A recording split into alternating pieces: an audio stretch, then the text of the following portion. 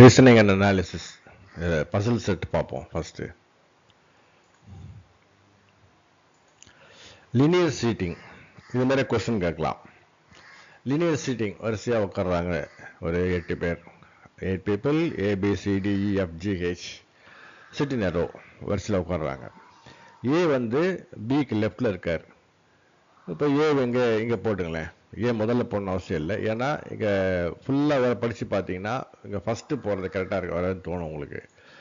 எங்கே ஒன்று எழுதிங்க, இங்கே கூட எழுதிங்க, ஒன்றும் ப்ராப்ளம் இல்லை.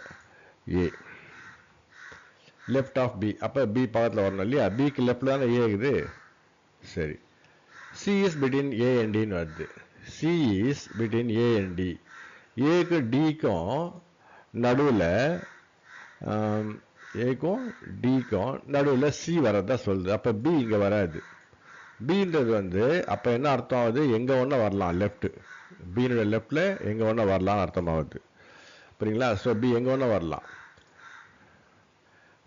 ஏனுடைய ரைட் சைடில் வரணும். அது அப்போ தான் பிக்கு லெஃப்ட் ஏ வரும் இல்லைங்களா?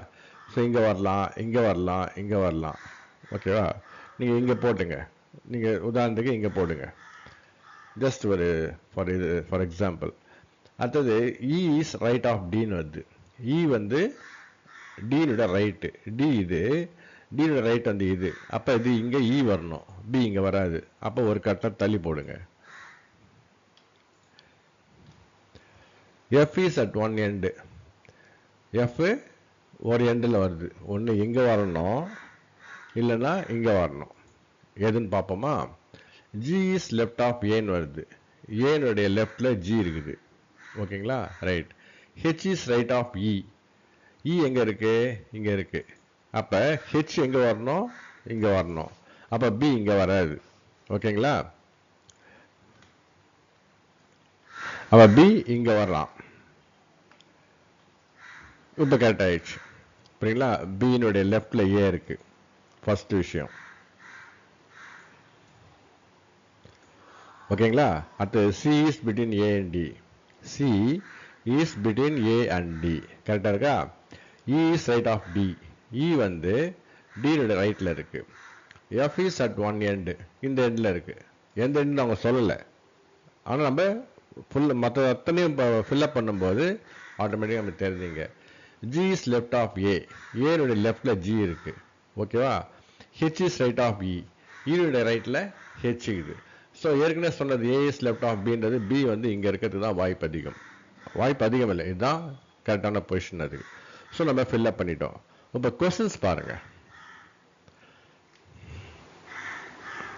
Who sits left? Who sits at extreme left? Extreme லெஃப்ட்னா என்னது? எஃப். அப்போ இந்த கொஸ்டின் ஃபில்அப் பண்ண பிறகு தான் அந்த கொஸ்டின்ஸ் ஆன்சர் பண்ண முடியும். புரியுங்களா? எஃப். அடுத்த question, who is between A and D?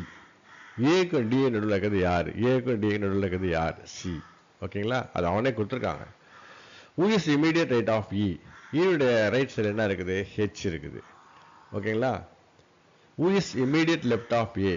ஏனுடைய immediate லெஃப்ட்ல என்ன இருக்கு? ஜி இருக்கு. ஆர்டர் என்ன ஆர்டரு? இந்த ஆர்டர் தான் ஆர்டர். இதுதான் நம்ம கண்டுபிடிச்சு எழுதியிருக்கோம் நம்ம. புரியுங்களா? F G A C D E H B. ஓகேங்களா? இன்னும் நிறைய கேள்வி கேட்கலாம். ஏனுடைய ரைட்ல என்ன இருக்கு? What is on the right of A? C. What is left of D? C. What is immediate left of E? D. What is immediate right of F? G. எவ்வளோ கொஸ்டின் கேட்கலாம். ஓகேங்களா? வாட் இஸ் இந்த right last far right of the seating? Far ரைட்னா இதுதான். So B. புரியுங்களா?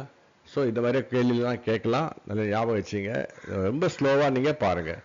கற்பனை கொஞ்சம் imagine பண்ணணும். நீங்கள் இது மாதிரி சீட் இருக்குதுன்னா நான் வந்து இமேஜின் பண்ணி இங்கே போட்டேன். இதேமாரி நீங்கள் வரிசை நீங்கள் ஒரு சின்ன கோடு கூட போடலாம். ஃபுல்லாக பாக்ஸ்லாம் போடுறது கஷ்டமாக இருந்தது. சைடில் ஒர்க்கிங் ஏரியாவில் சின்ன கோடு போட்டு கூட நீங்கள் பென்சிலில் போட்டுக்கலாம். புரியுங்களா? ரைட். தொடர்ந்து பார்ப்போம்.